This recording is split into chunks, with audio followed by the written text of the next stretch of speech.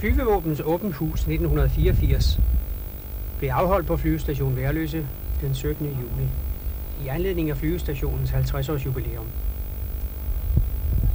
Længe før det egentlige flyveprogram startede, var der tæt trafik mod flyvestationen på alle tilkørselsveje. Og i løbet af dagen fandt ca. 85.000 mennesker vej dertil.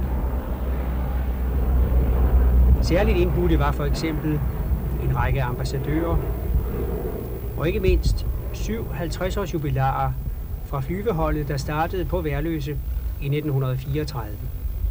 Ja, og til med var 2 af deres flyvelærere fra dengang også til stede. På flyvestationen hjalp hjemmeværnet de mange gæster til rette, inden turen gik til de mange udstillinger.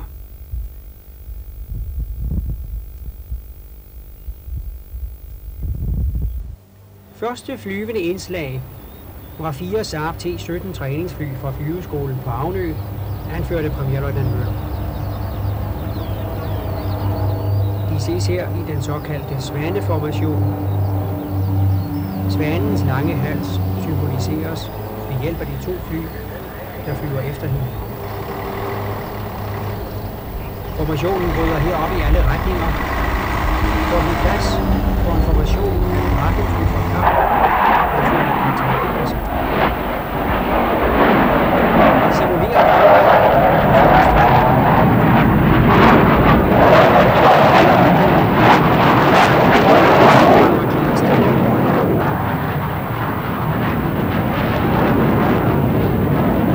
Dette er første fase af en koordineret aktion mod for eksempel en flyveplads. Straks efter følger nemlig et Hercules-fly, der nedkaster faldskærmsjægere. Disse søger at holde startbanen fri for fjender, således at et andet fly kan lande med flere soldater.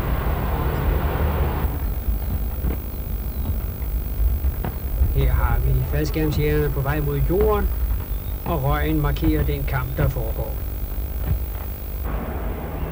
Det kommer så det næste fly med 92 soldater fra Livgarden ombord.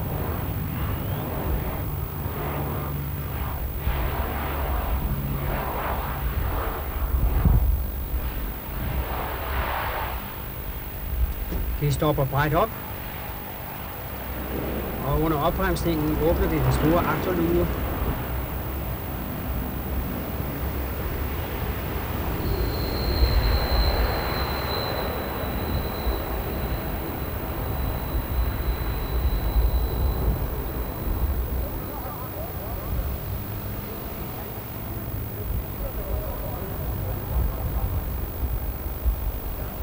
Og nu ser vi så soldaterne forlade flyet i et tempo, der langt slår både spis og tjærebom.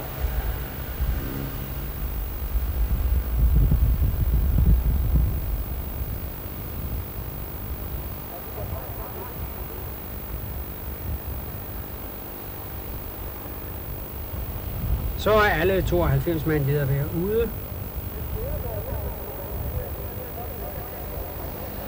Og sammen med faldskærmsjægerne søger de nu at nedkæmpe forsvaret af flyvepladsen.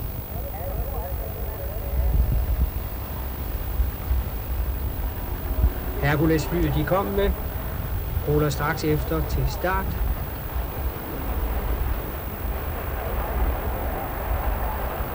Det vender, lukker agterlugen.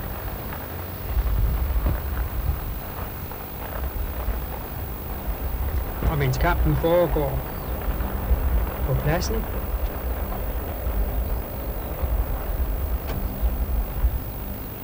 starter Hercules-flyet igen.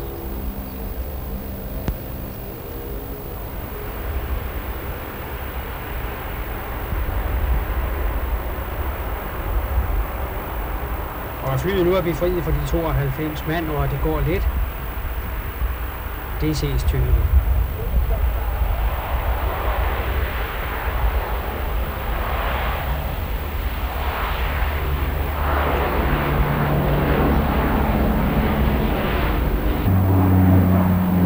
Her har vi flyet hen over pladsen med stor hastighed.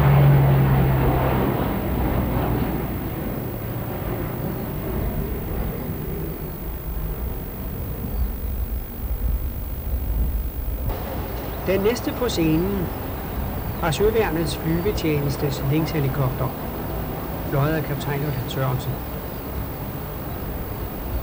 Disse helikopter er hjemmehørende på Værløse, når de da ikke lige er, hvor de egentlig er beregnet, netop på fiskeriinspektionsskibene omkring Færøerne eller ved Grønland. Bemærk her den store motorkraft. Det skal der til for at kunne hæve sig lodret, som det gør.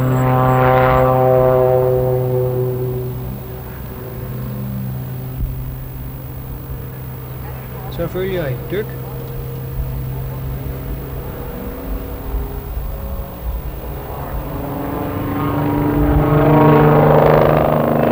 Og vi ser en kram drej hele vejen rundt.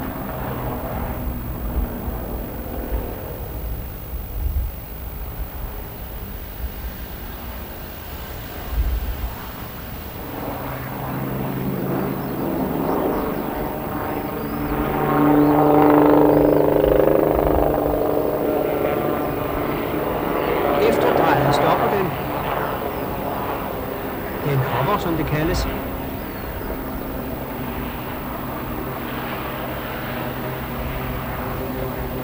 Og som vi ser, kan en helikopter jo klare fænomen i alle retninger.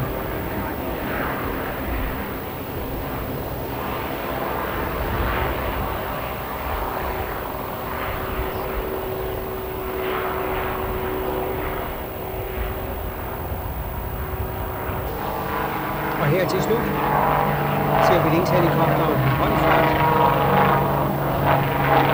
op i en stigning og rundt i en hovedmotor.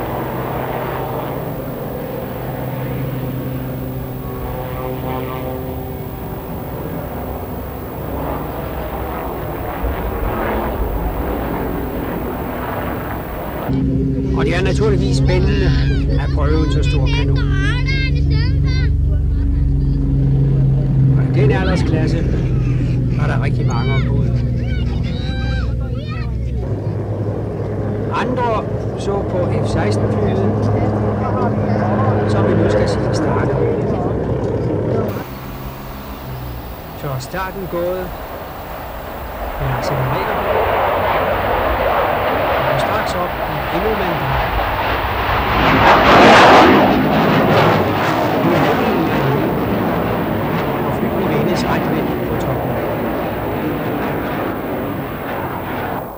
Her kommer kaptajn Wilhelmsen så med 800-900 km i timen og laver et virkelig kraftdrej.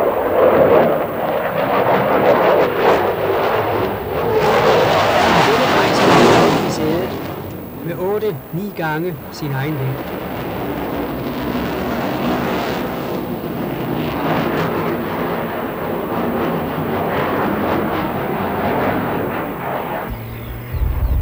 Men langsomt kan F-16 også flyve. Læg mærke til, hvor højt næsen peger i flyveretningen. Straks efter følger 4 Phantom-jægere fra det engelske flyvevåben. De er stationeret i Wildenrath i Tyskland, og ledes af Wing Commander Robert 2. De kom først lige efter hinanden i den såkaldte line astern-formation. Og nu passerer de i Svaneformationen, som vi også så til 17-flyene lave.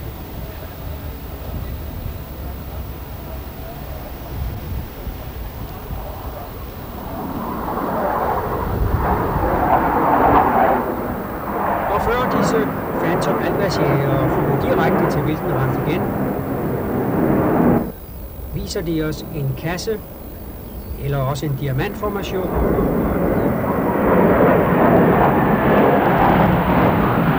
Formen her er en firkant med spidsen fortil.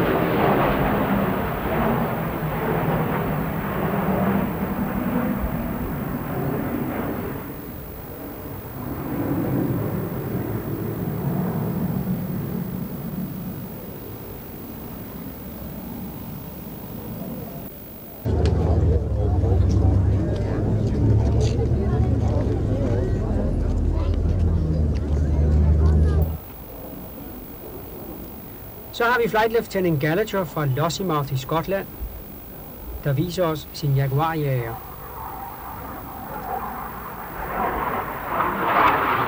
Først passerer han og udfører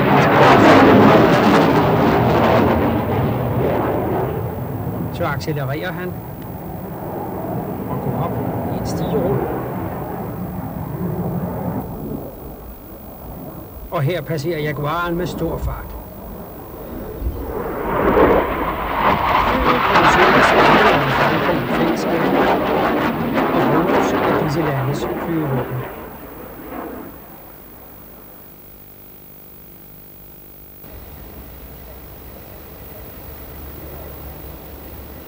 Her hvor han passerer med lav hastighed, der kan vi se, at det drejer sig om en tosædet udgave.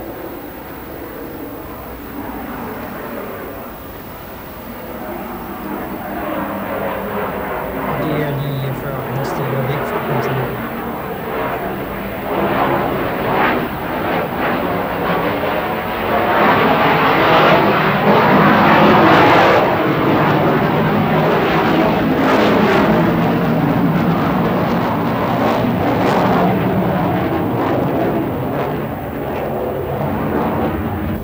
Så fulgte det hollandske flyvevåbens helikopteropvisningshold, Græshopperne.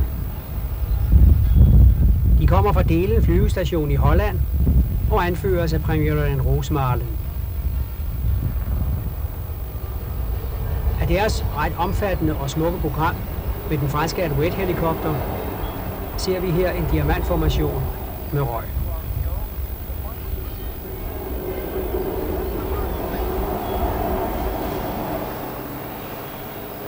Vi kan også lægge mærke til, at disse helikoptere er særligt bemalet til opvisningsbrug.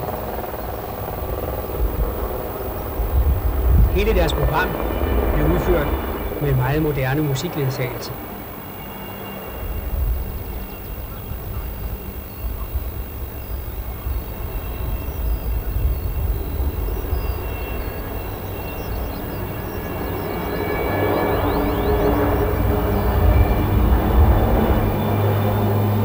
Så Græshopperne ind over i en såkaldt echelon-formation, hvor alle helikopterne fungerer på linjernes ene side.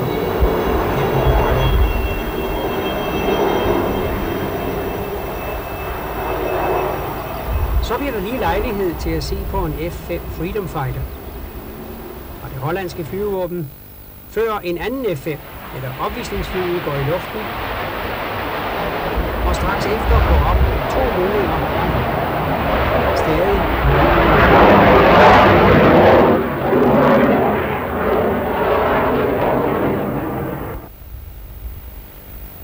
Her følger så en forbiflyvning, lidt usædvanlig, med mildest talt kraftige rågeslag.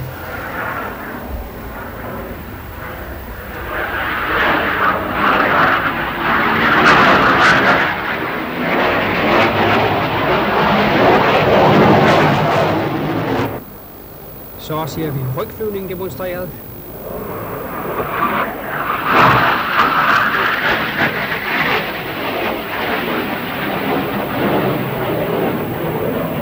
Og endelig, bag hangaren lander så løjtnant Isakø med sin F-5.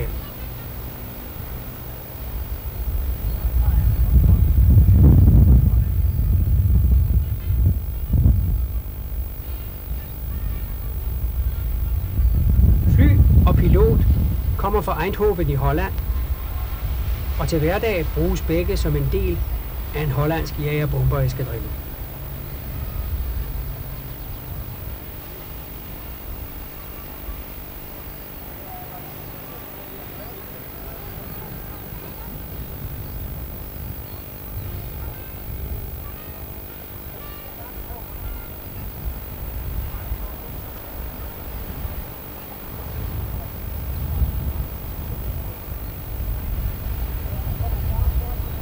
Ja, uden mad og drikke. Ja, vejret var også velegnet til både skovtur og underholdning. Og det fik vi. Her kommer nemlig det første af de 3 store opvisningshold. Det franske flyvevåbens Patrouille de France under ledelse af kommandant Monnet. De fløj forbi og steg op i en diamantformation, i det de viser tricolore, de franske farver. Her fulgte så et loop, altså en fuldkreds i lodret plan, stadig med farver.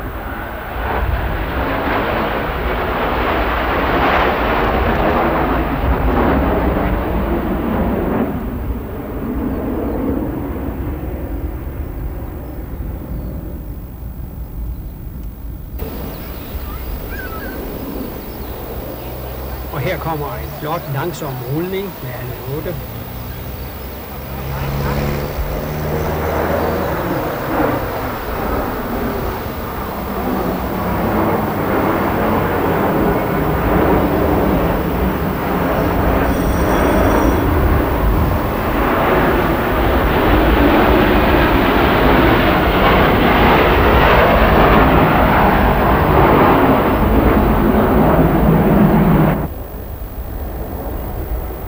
Og her bryder 2 af flyene væk, og de fortsætter nu som 6 og 2.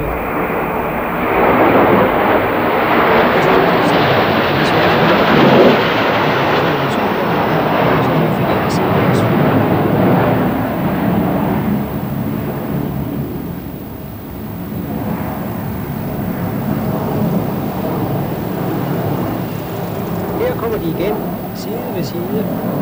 Alle 5 og 1 lige efter.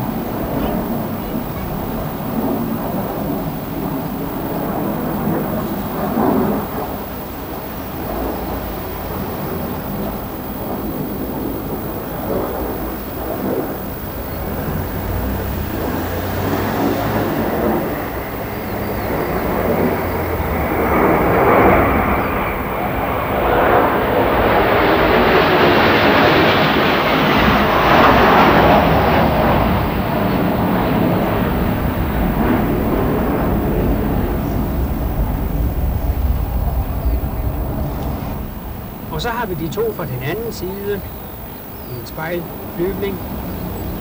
Den ene retvendt, og den anden modsat.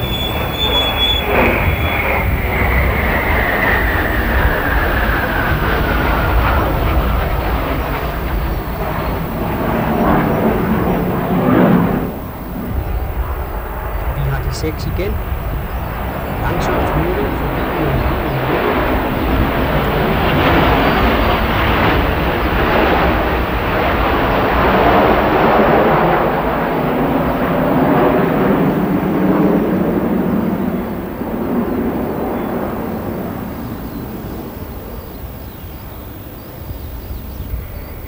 og her kommer de 2. En stor langsom rute.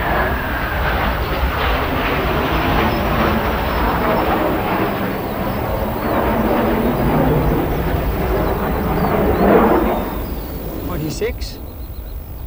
Flere fly ser vi skifter plads i formationen. Og det foregår ved rullinger omkring hinanden.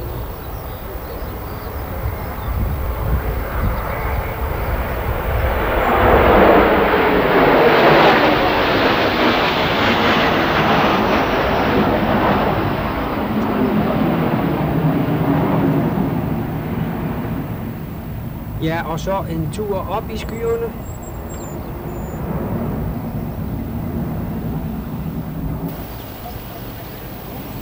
Og ned igen.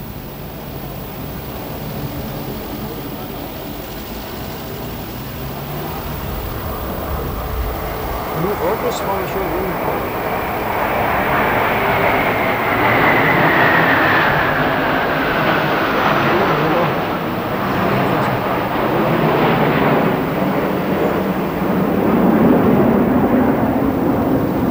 Her er de 2, og de bryder af tæt på hinanden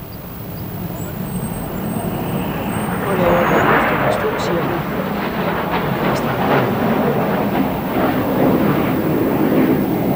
Flyet holdet bruger en Alfa Jet, både træningsfly og et let jager-bombefly, produceret af Frankrig og Tyskland og bruges der.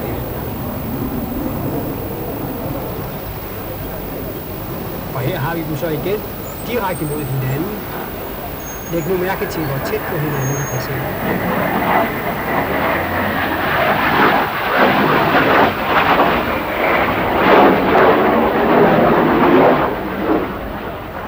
Og her har vi de 6 igen.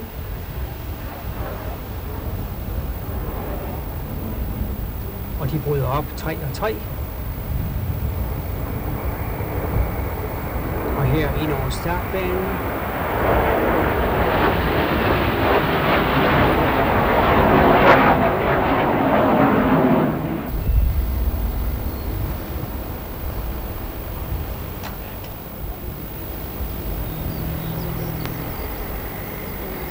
Hvor de bryder op individuelt.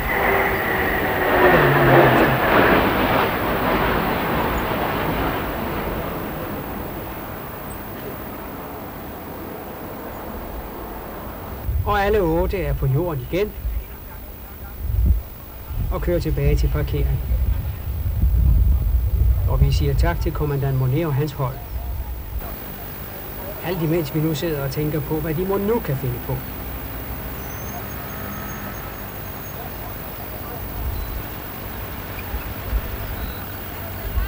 Jo, det bliver et hollandsk F-27 transport. Det starter, og det ser nærmest ud, som om det fortsætter på jorden blot uden jord.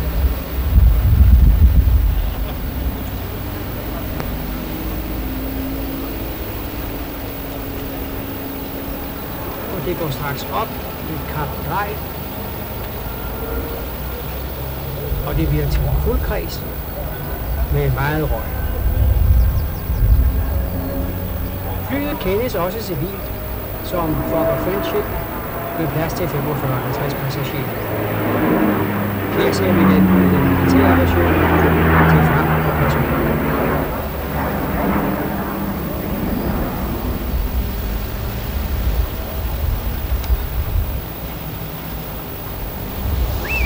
Og så går kaptajn Deffelræk fra Søsterbær op i et stejlt stigedrej.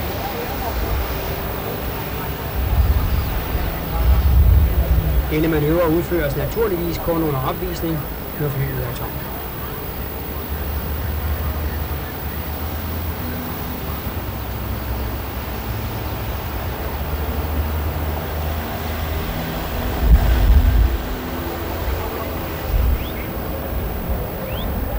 Mens han flyver forbi, stoppes den ene motor. Læg mærke til propellen, venstre motor stoppes. Og han fortsætter rundt på den ene.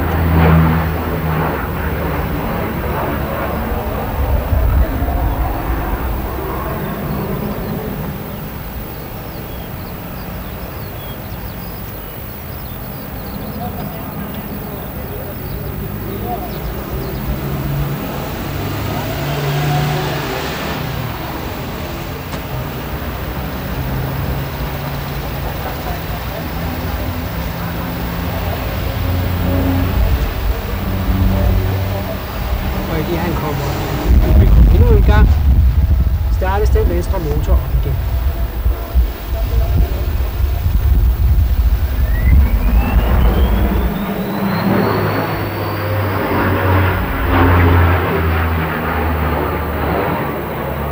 Næste gang kommer han ind, og læg nu mærke til den højre motor.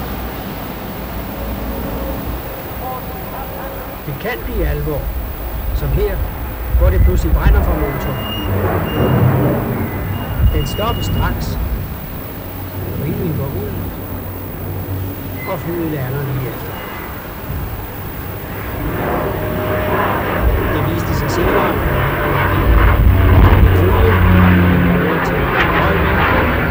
og det var heldigvis ikke.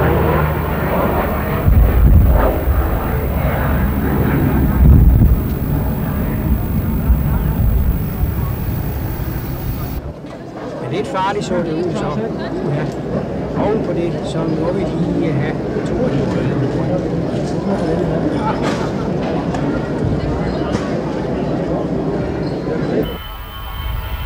Her starter så kaptajn Clifton fra det amerikanske flyvevåben i sin A-10.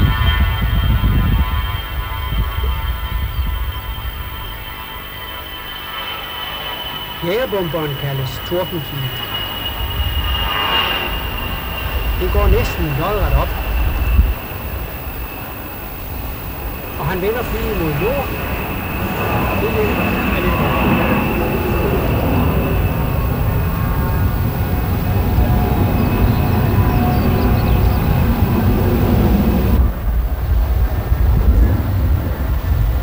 her følger så en rulning. Ganske ret på vej.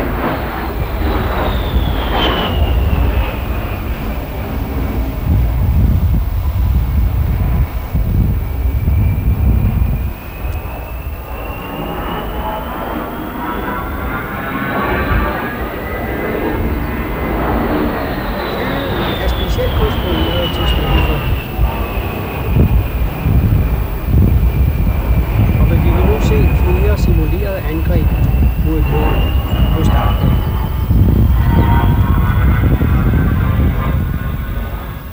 Disse angreb viser, at flyet ikke behøver meget plads for at manøvrere.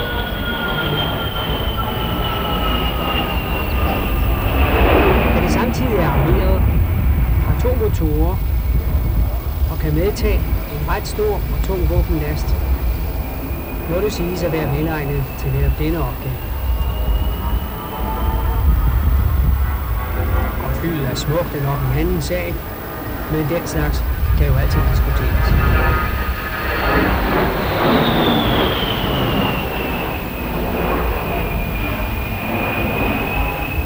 Fly og pilot er stationeret i Benborgers Irland.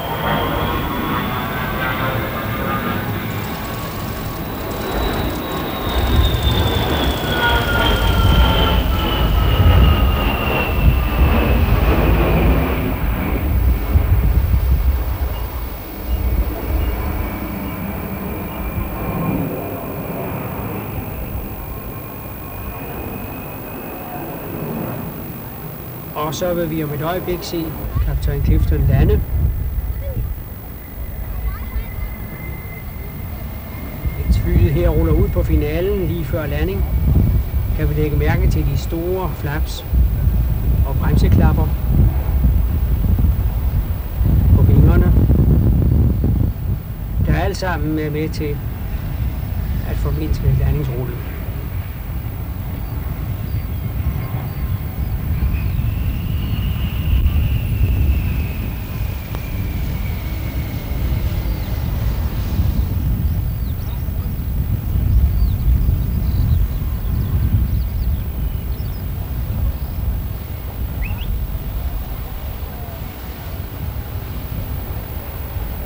Og her har vi så S-61 Sikorsky-helikopteren.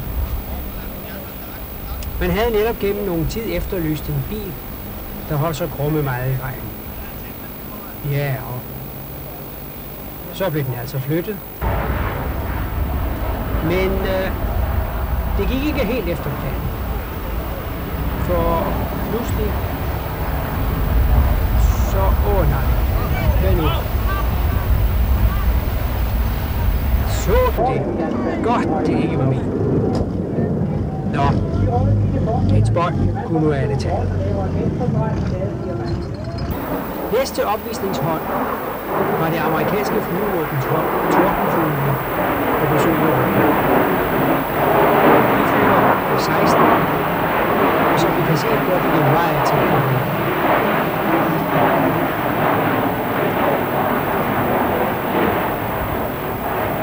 De er 6 i alt. 4 flyver sammen, og 2, der indimellem laver andre manøvrer, som her, hvor den ene kommer forbi overflyet. Og det ledes af Rosamund Stelman, og de kommer fra Las Vegas i Nevada.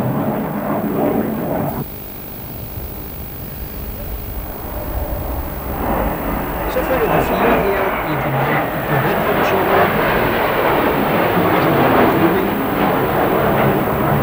Jeg håber, de lader mærke til den store tordenfugl på bugen af flyene. Den fugl har i indiansk mytologi en del af de samme opgaver som vores Thor, nemlig torden og lynild. Og her har vi et af soloflyene i et 4-klubtog, og det landevej og lodrette stilling.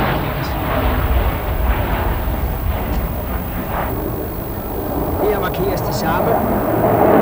Blot 8 gange.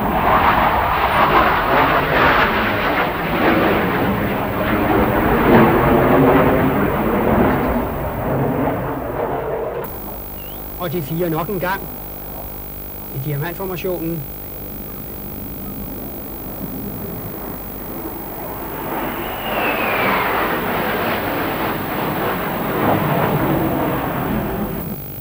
Og de 2 i en spejlformation, en retvendt, en på hovedet, som vi så franskmændene også.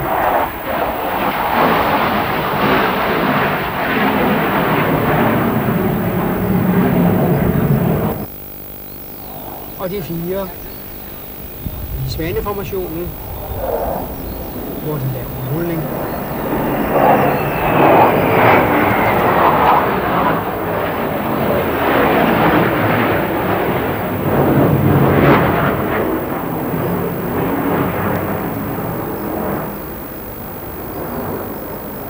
Så kommer de 2 sammen, og de drejer af lige mod hinanden.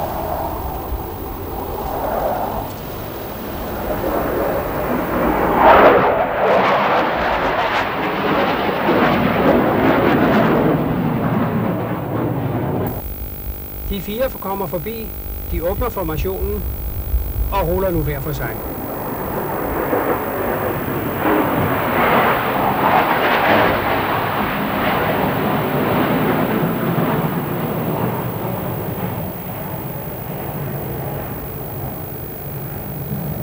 Så har vi de 2 igen på modsat kurs mod hinanden og så nu igen.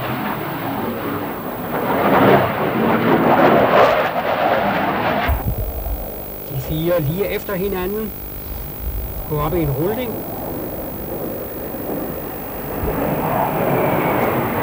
Og med den går de straks op i diamantformation.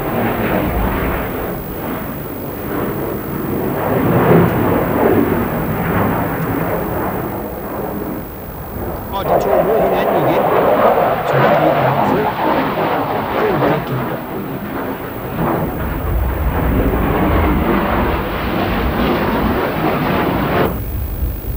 Der har vi de 4 langsomt forbi med hjulene ude, og de vil simpelthen overhælde.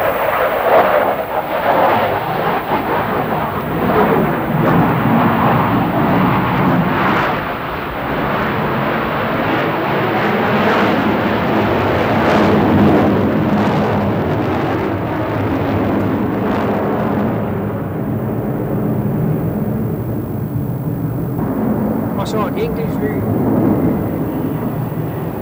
ind over pladsen. Rigtig kraftig F-16 dog.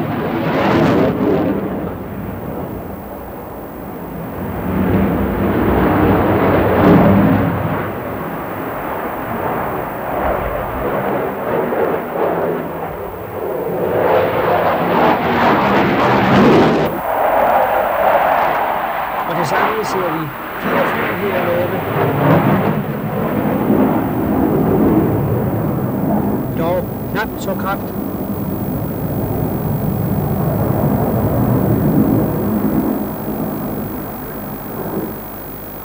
Og dog.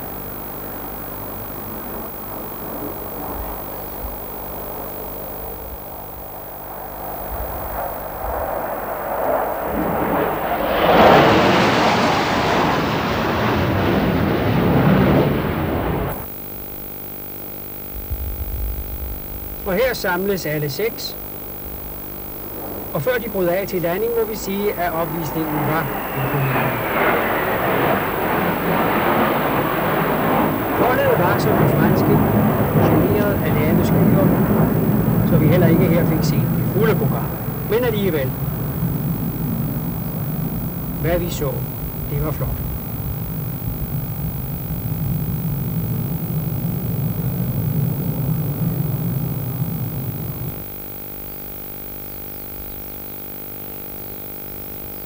Og her bryder tordenfuglene så af til landing.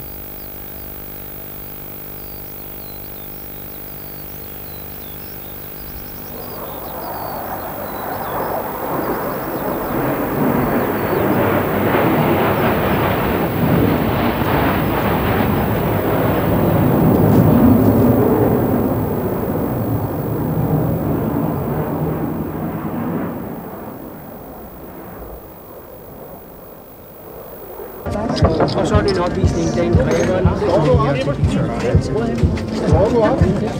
Og den gik der på af i dag.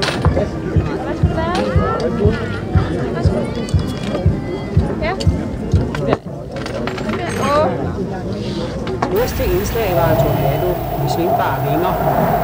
Far for vingerne helt tilbage. Det er kaptajn Ola Wamsø fra den tyske flådes flyvevåben i Slesvig.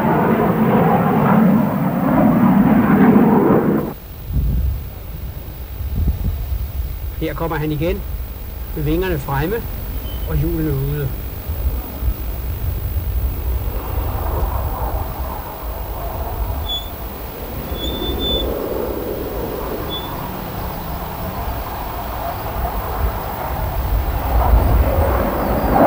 Accelereres der igen, så vingerne får flået tilbage. Og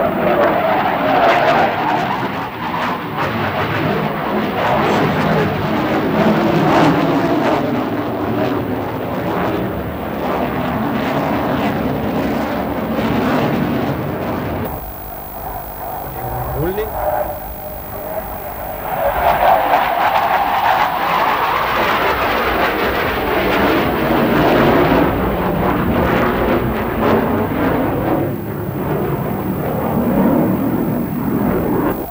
Og så følger et kapdrej med tændte efterbrændere.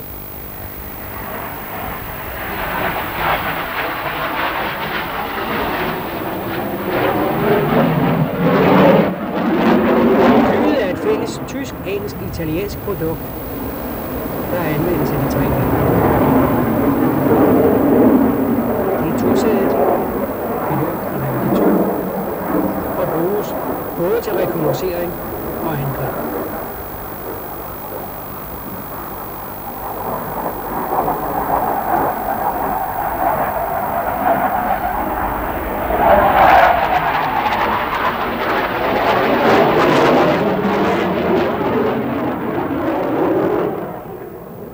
Flyet tager her afsked med os og stiger tilbage mod Slesvig på vejen for Viborg.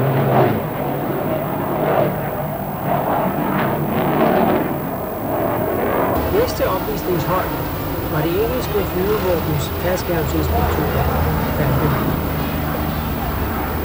De var ikke i stand til at lave de lange frie fald fra stor højde på grund af skyerne, men her kommer de. Skærmen er ude, der kommer højt fra strålerne. De søger straks mod hinanden for at slæbe i deres specielle trappeformation.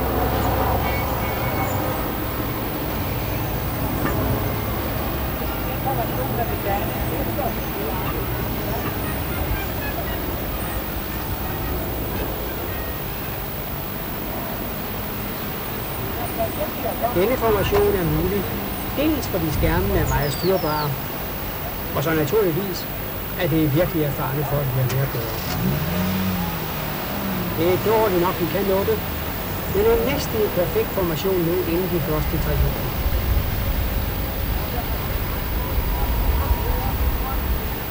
Og prøv så at se, hvor tæt ved hinanden de lander. De kan gøre det inden for ganske få meter.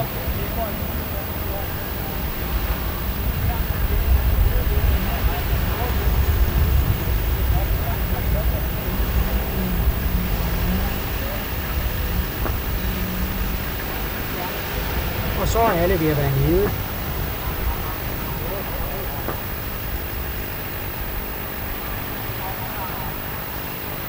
Og lige efter kommer deres fly også tilbage.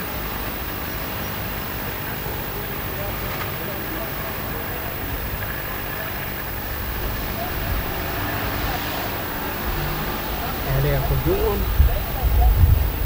Og vi ser det engelske Hercules transportfly. Samme type som de danske, vi så tidligere. Vi kommer her i stejl vinkel glidende mod landing.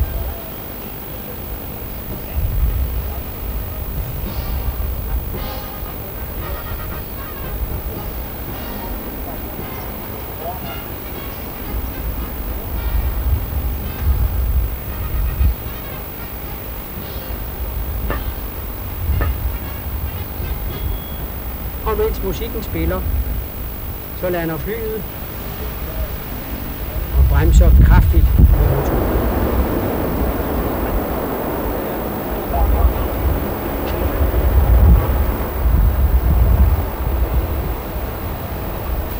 Her følger så hilsenen fra de jyske flyvestationer. Forrest har vi kaptajn Donby med hans 4 F-16 fra Skrydstrup. Så følger 4 F-104 Starfighter fra Aalborg. Og sidst 4 F-35 3 gange diamantformation efter hinanden.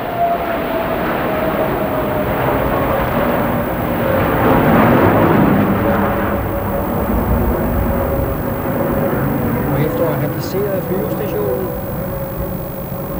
drejer de nu tilbage for at returnere til Jylland.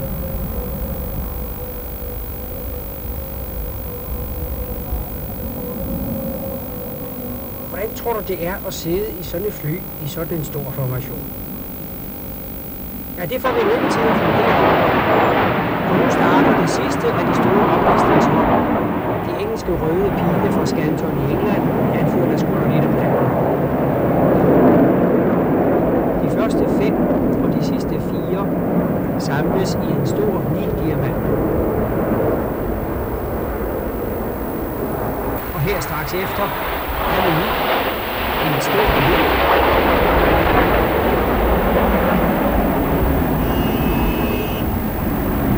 Og de stiger op i en loop. På toppen skifter de til diamantformation. Og som vi kan se, så blev vejret nu godt. Så de kunne, som de eneste af holdene, vise deres kuldeprogram. Og den hvide røg tager sig godt ud med den blå himmel som baggrund.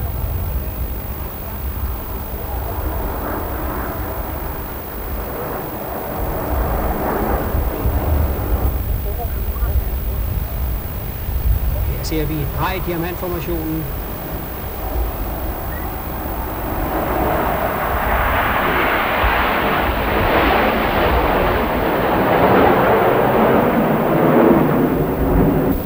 Her følger en rulning i Skylab rumfærgeformationen, som den er opkaldt efter den amerikanske rumfærge, som den der også er.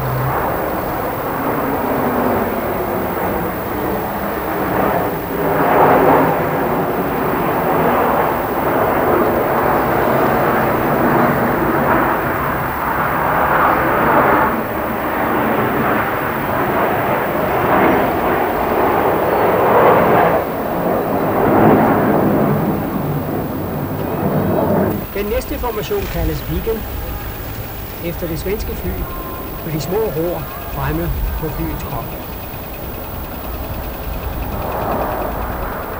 Vi ser den udført nu.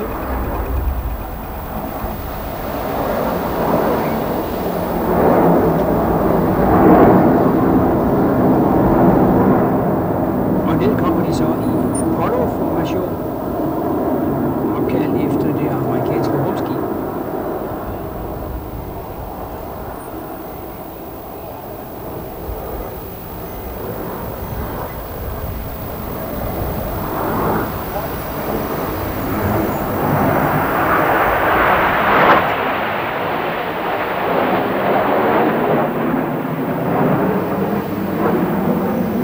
Så følger Concorde-formationen, opkaldt efter det engelsk-franske overlydsfly med den lange næse.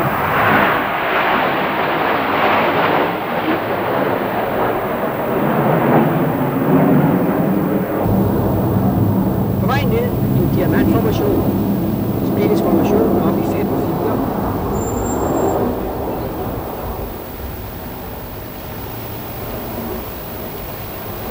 Og alle passerer tæt over starten.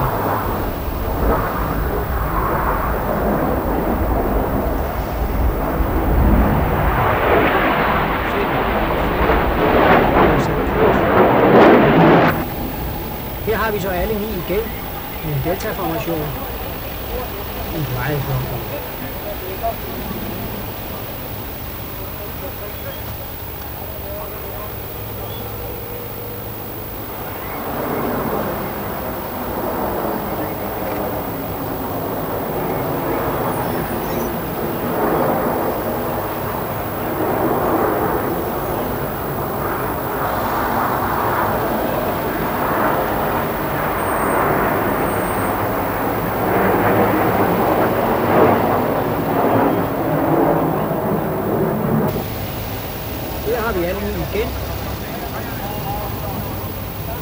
bryder væk. 7 går op i et loop. Alle side ved side med lederen lidt foran de andre. Toppen skiftes til information.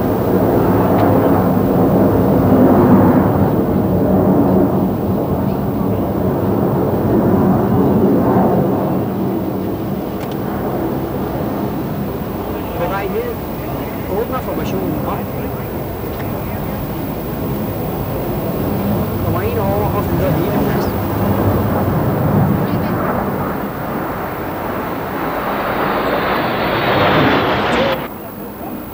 Kommer ind, drejer mod hinanden og går derefter over til hovedet.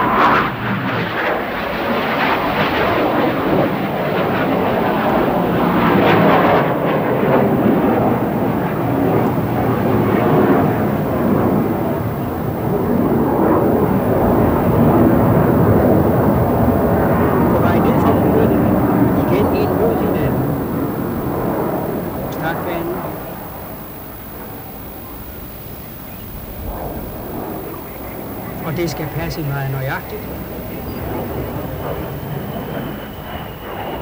Så som vi ser til en korrektion i sidste øjeblik.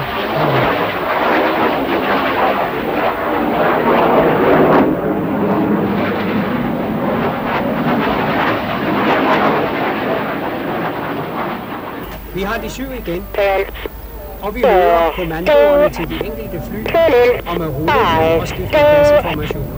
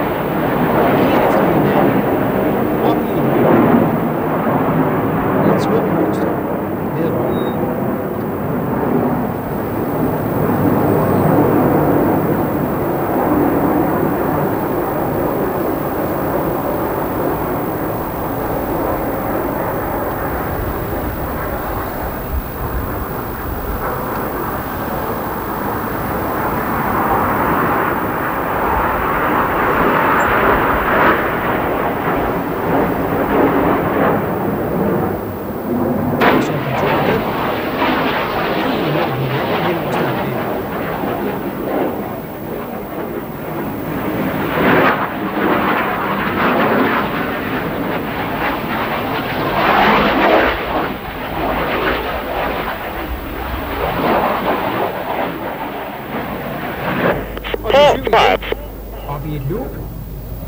Vi hører igen radioen om formationsskift. Og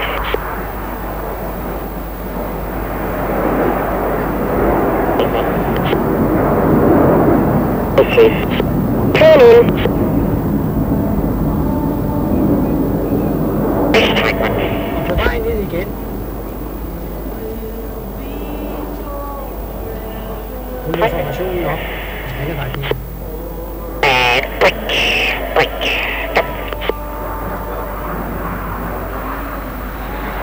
Og så har vi de 2 igen. Mod hinanden, som de gjorde kan. Både nede og igen.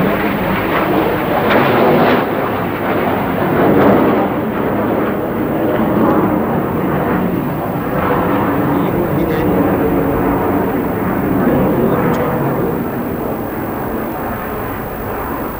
Og nok en gang i bunden af den.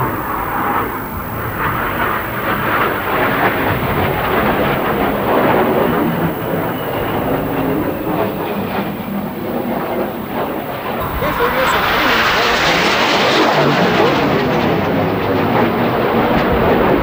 og så er det mærke til, hvor hurtigt vi på vej op i en hul kan søge sammen og samles i den perfekte formation igen.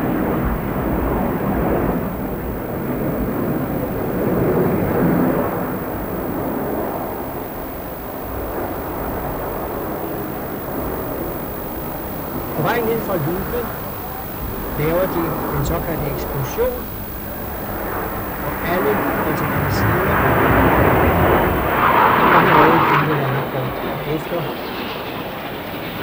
Og det er sådan en virkelig fornem oplevelse. Her ser vi så et fransk Mirage-fly fra det belgiske flyvehus. Og besætningen synes naturligt nok meget interesseret i, hvad der foregår i luften. For endelig så starter den gamle B-17 flyvende fæstning fra 2. verdenskrig. Et selskab i England har genopbygget den, efter den var fundet i Frankrig i miserabel tilstand. Det engelske krigsmuseum har leveret motorerne, og det danske flyvemuseum propellerne. Flyet er særligt interessant også her i landet, fordi det var det første langturstype fly, som SAS anskaffede efter sin start i 1946.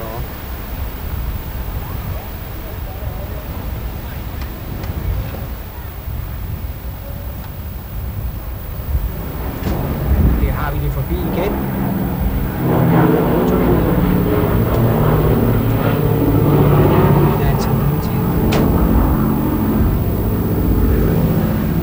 SAS' fæstning blev senere overtaget af det danske flyvevåben, hvor fæstningen fløj i nogle år, især på Grønland. Siden blev den danske fæstning brugt af et fransk selskab til kortlægning, og det var der også ved dette selskab, at dette fly blev fundet.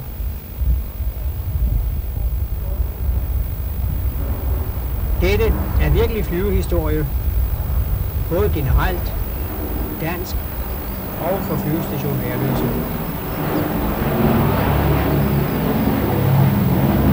Så det er en værdig afslutning.